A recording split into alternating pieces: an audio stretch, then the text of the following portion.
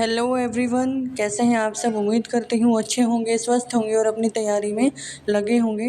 तो कंटिन्यू करते हैं सीरीज़ को। 30 क्वेश्चन हम कर चुके हैं, अब हम करने वाले हैं वीडियो का पार्ट नंबर 3। तो शुरू करते हैं क्वेश्चन नंबर फर्स्ट के साथ। In most of the monocotyledon roots, the origin of lateral roots can be traced to the region of vascular bundle that lies। तो आंसर देखते हैं कि क्या होगा। In between protoxylem and protophloem, opposite to protoxylem, opposite to protophloem, या फिर abaxial to endodermis. तो monocotyledon plants वो होते हैं जिनमें एक ही कोटिलेडन होता है, और डाइकोटिलेडन प्लांट जिनमें दो कोटिलेडन्स होते हैं। तो मोनोकोटिलेडन के जो रूट्स हैं उनमें ऑरिजिन ऑफ लेटरल रूट्स का जो ऑरिजिन है can be traced to the region of vascular bundle. कैसे इसको ट्रेस किया जाता है वेस्कुलर बंडल्स में? तो आंसर हमारा यहाँ पे करेक्ट हो जाता है fourth, that is abaxial to the endodermis. Next question है, juxtaglomerular cells secrete A when there is reabsorption in B ion concentration. Choose the correct pair labeled as A and B respectively as। तो juxtaglomerular sales ये होती हैं हमारे nephron में, यानी कि हमारी जो किडनी होती है, किडनी के हमारी जो नेफ्रॉन सेल्स होती है। Nephron is the basic unit of kidney, जो कि ब्लड को फिल्ट्रेशन करती हैं। तो ब्लड से यूरिन फॉर्मेशन करती है, एक तरीके से हम कह सकते हैं यूरिन बनाती है। तो जक्स्टाग्लोमेरुलर सेल्स जिनमें नेफ्रॉन का size means loop of Henle का साइज़ काफ़ी बड़ा होता है, उसको हम बोलते हैं जक्स्टाग्लोमेरुलर सेल्स। इनमें ए रिलीज़ होता है। A when the there is reabsorption of B, यानी बी रीएब्जॉर्ब होगा तो ए रिलीज़ होगा। अब ए और बी हमें बताना है कि किसको रीएब्जॉर्ब कराना है और क्या रिलीज़ होगा, क्या सिक्रीट होगा बी के रीएब्जॉर्ब होने से। तो दोनों इसमें क्या हो सकते हैं। Choose the correct pair labelled as A and B respectively as. Renin अगर हम ए रिस्पेक्टिवली मीन्स अगर बी को रीएब्जॉर्ब कराते हैं तो ए रिलीज़ होता है। तो क्लोराइड अगर रीएब्जॉर्ब कराते हैं तो रेनिन रिलीज़ होता है। क्या ये ऑप्शन करेक्ट है? सेकंड है कार्बोनिक एनहाइड्रेज और सोडियम। थर्ड है एटीपेज और पोटाशियम। फोर्थ है रेनिन और सोडियम। तो इसका सही आंसर हो जाएगा फोर्थ, कि जब सोडियम रीएब्जॉर्ब होगा तो रेनिन रिलीज़ करती है जक्स्टाग्लोमेरुलर सेल्स हमारी, और उससे क्या होगा, रेनिन जो है ब्लड प्रेशर को कंट्रोल करती है, मीन्स ब्लड प्रेशर को एक तरीके से रेगुलेट करती है, हम ये कह सकते हैं। ब्लड वेसल्स का जो डायमीटर होता है उसको ये मैनेज करती है। सोडियम जिससे जैसे सोडियम का फॉर्मूला क्या होता है, सिंबल इसका Na होता है। तो सोडियम जैसे बॉडी में इसकी कॉन्सेंट्रेशन कम या ज़्यादा होगी तो उसी पर डिपेंड करता है कि रेनिन रिलीज़ होगा, ज़्यादा रिलीज़ होगा या कम रिलीज़ होगा। नेक्स्ट है glucose present in glomerular filtrate is reabsorbed in. Glucose present in glomerular filtrate. अब बोमन कैप्सूल की बात हो रही है। Loop of Henle Bowman capsule, nephron का जब डायग्राम देखेंगे तो उसमें जो बोमन कैप्सूल वाला पार्ट है, बोमन कप शेप होता है ये, तो वहाँ पे जो फिल्ट्रेशन होता है एक बार में उसको हम बोलते हैं ग्लोमेरुलर फिल्ट्रेट, जो कि 70 ml होता है लगभग। तो इसके अंदर ग्लूकोज प्रेजेंट होता है और इन ग्लोमेरुलर फिल्ट्रेट्स इट इज़ रीएब्जॉर्ब्ड इन। तो ये कहाँ जाके रीएब्जॉर्ब होता है? प्रॉक्सिमल कन्वोल्यूटेड ट्यूब में जो पहला हिस्सा होता है नेफ्रॉन का, उसके अंदर ये जाके रीएब्जॉर्ब होता है। नेफ्रॉन का अगर डायग्राम देखें हम तो उसमें हमें क्लियर पता चल जाएगा कि कौन सा पार्ट हमारा प्रॉक्सिमल कन्वोल्यूटेड ट्यूब है। सबसे पहले बोमन कैप्सूल आता है, फिर प्रॉक्सिमल कन्वोल्यूटेड ट्यूब आएगा, देन उसके बाद लूप ऑफ हेनले आएगा, फिर डीसीटी आएगा जिसको हम बोलते हैं डिस्टल कन्वोल्यूटेड ट्यूब, और लास्ट वाला पार्ट आएगा कलेक्टिंग डक्ट। तो फर्स्ट पार्ट में ग्लूकोज जो है वो रीअब्जॉर्ब हो जाएगा। नेक्स्ट क्वेश्चन है 83 क्वेश्चन, हमने शुरुआत की है 80 से।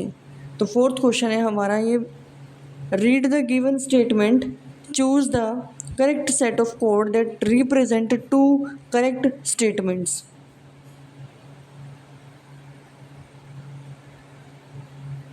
I hope it is clearly visible now.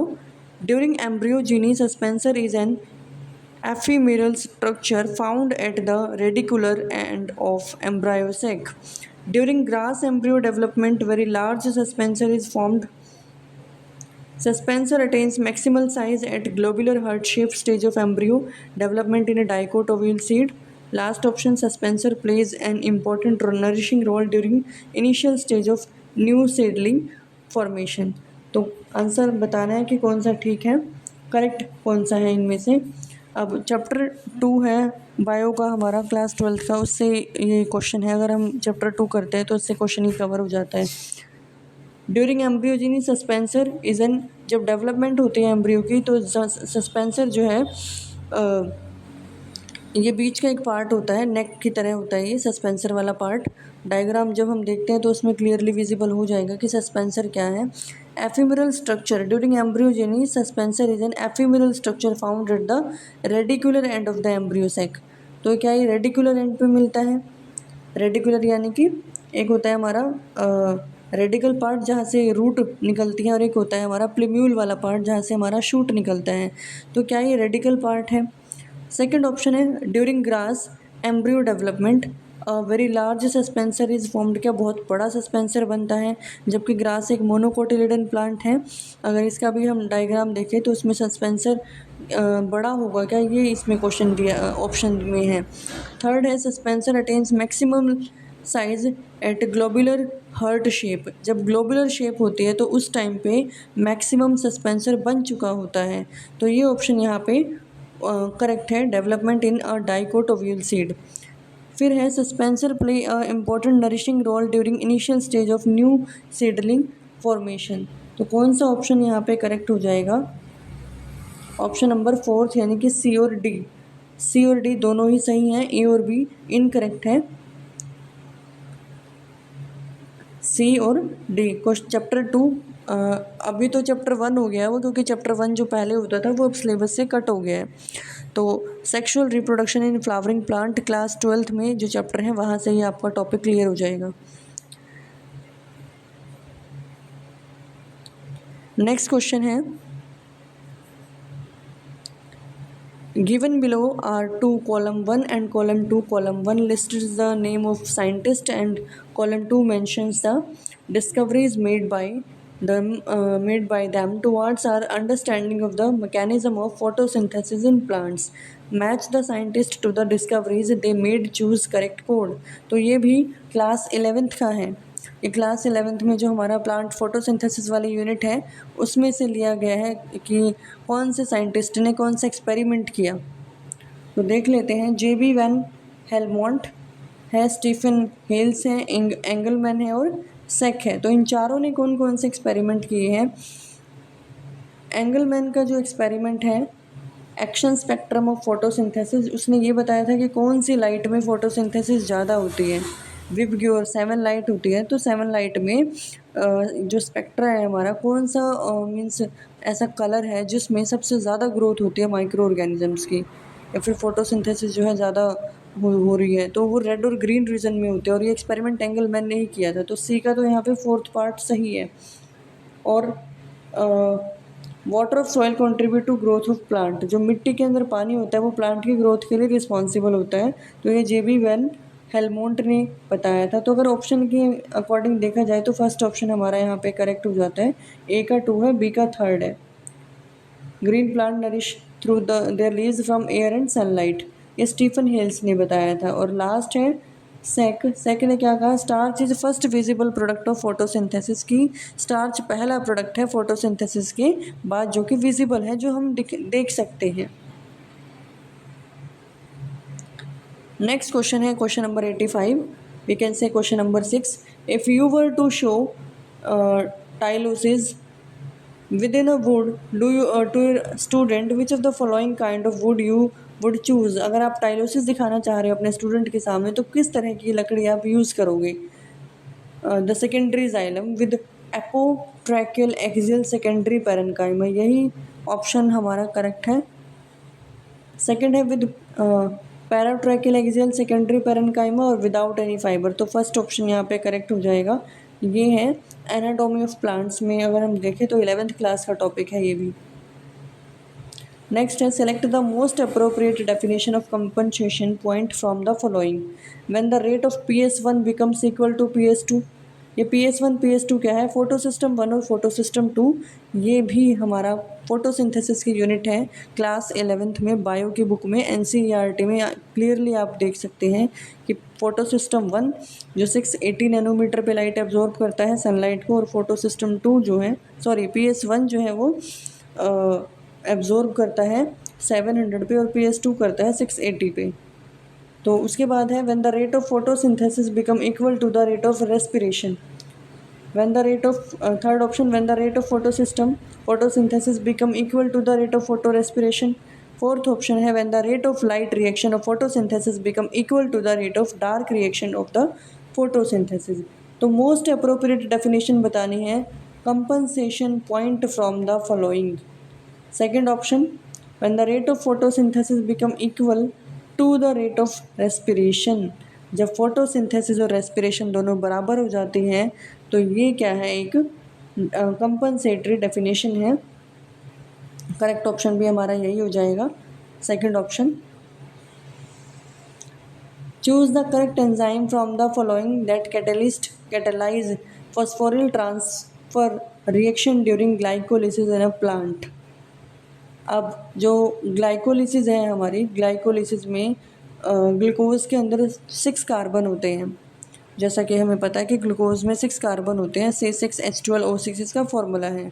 अब जब ग्लाइकोलिसिस होती है तो ग्लाइकोलिसिस में ये ग्लूकोज का मेटाबॉलिज्म होता है और ग्लूकोज से बनता है पायरुविक एसिड बनता है। पायरुविक एसिड में होते हैं 3 कार्बन के 2 पायरुविक एसिड बनते हैं।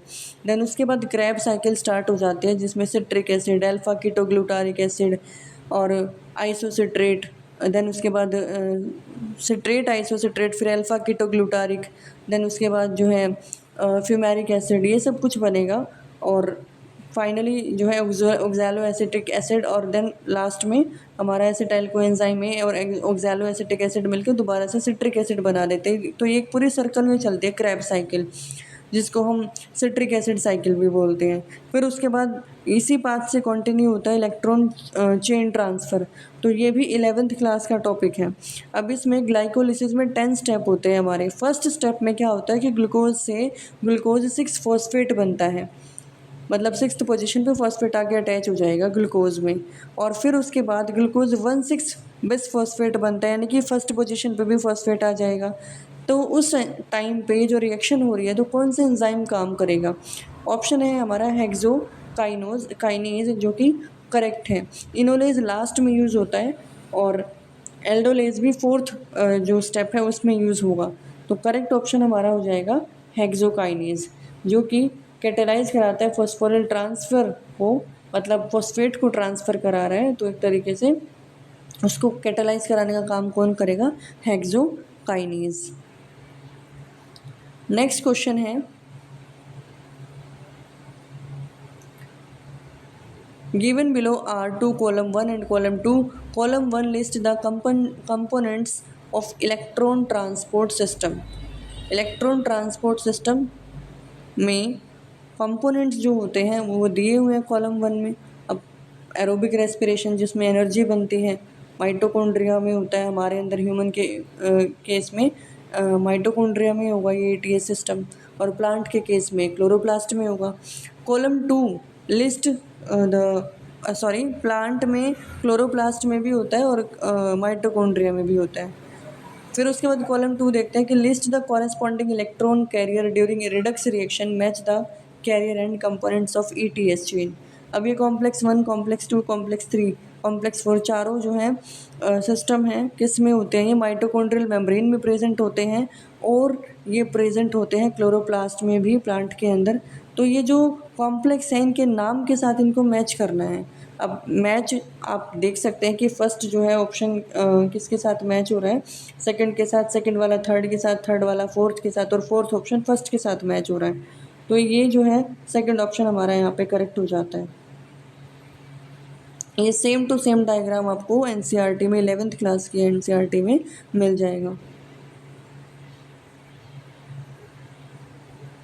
नेक्स्ट है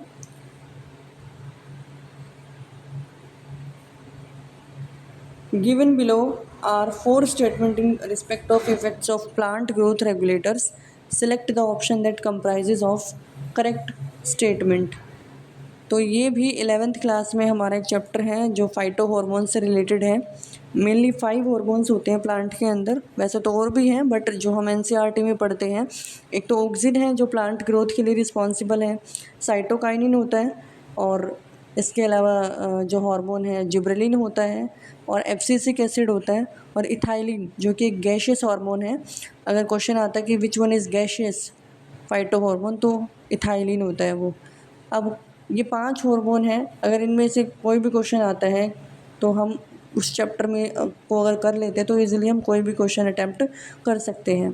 11th क्लास की एनसीईआरटी को अगर कर लेते हैं तो बहुत सारे क्वेश्चन हमारे कवर हो जाते हैं। Given below the 4 statement in respect of effect of plant growth regulator, select the option that comprises of correct statement. Auxin promote shoot growth but at similar concentration inhibit root growth. तो ऐसा बिल्कुल भी नहीं होता। Auxin जो है वो stem के लिए भी और रूट के लिए भी, दोनों के लिए बराबर रिस्पॉन्सिबल होती है। ऑक्सिन जो है प्लांट की हाइट को इंक्रीज़ कराती है। अगर किसी केस में हम उसकी हाइट को बार बार कट कर रहे हैं तो फिर ये जो है लेटरल ग्रोथ करना शुरू कर देता है। Triple response of dark grown P seedling is a common bio essay of abscisic acid. ये देख लेते हैं। फिर सी है kinetin is not a natural plant growth regular.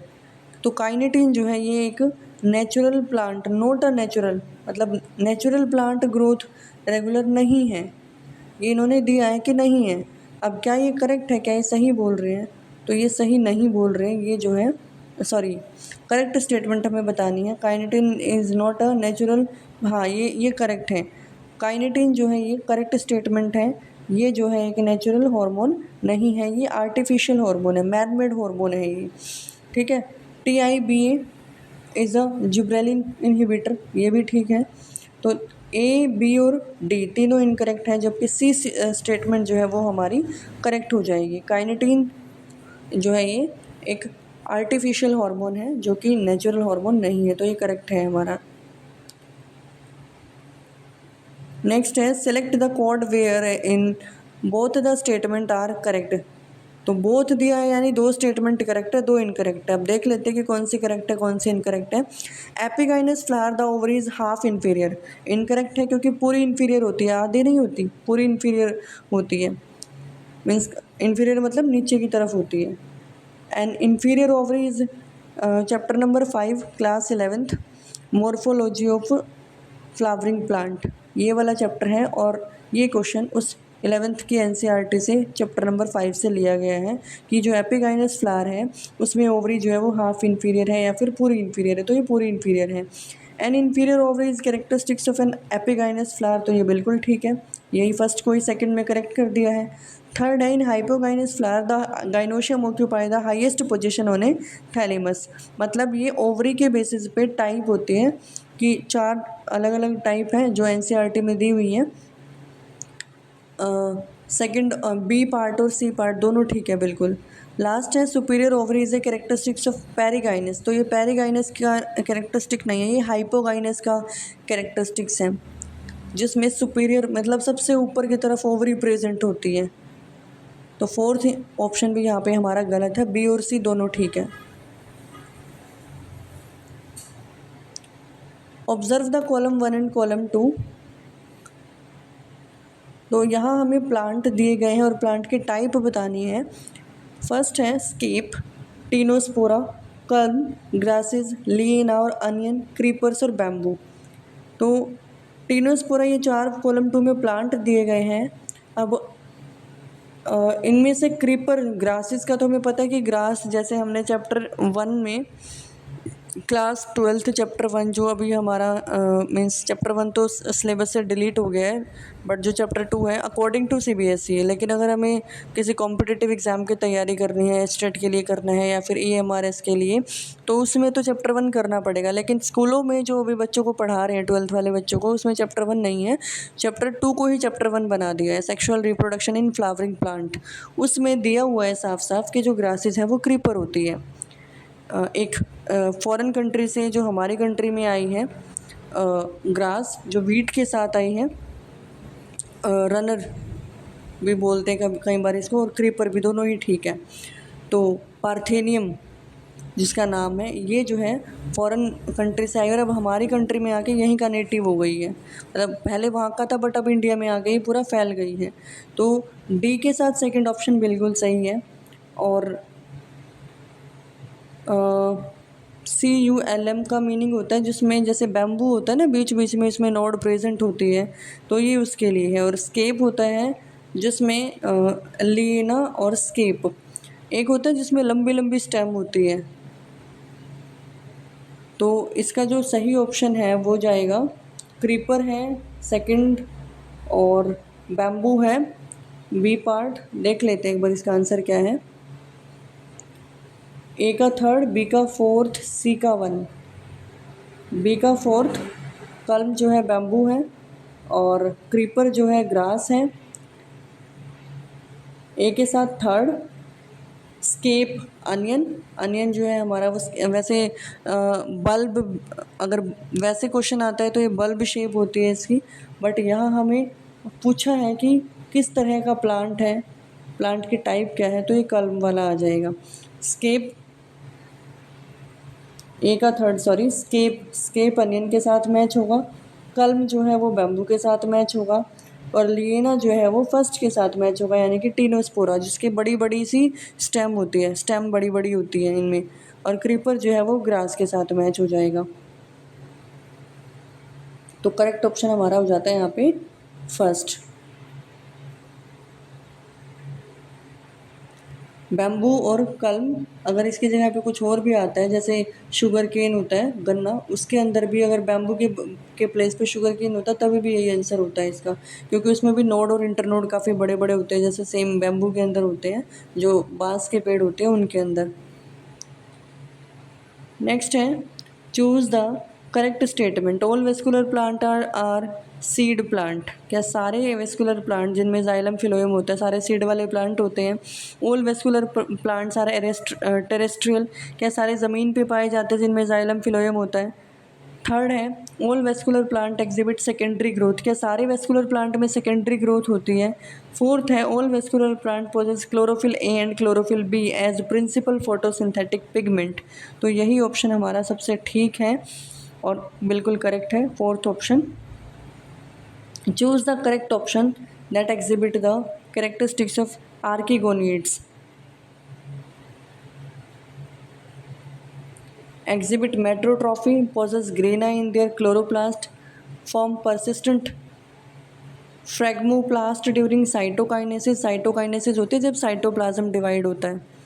Cell walls are lignocellulosic. Cell wall जो है वो लिग्नोसेलुलोजिक है, मतलब लिग्निन और सेलुलोज से बनी हुई है।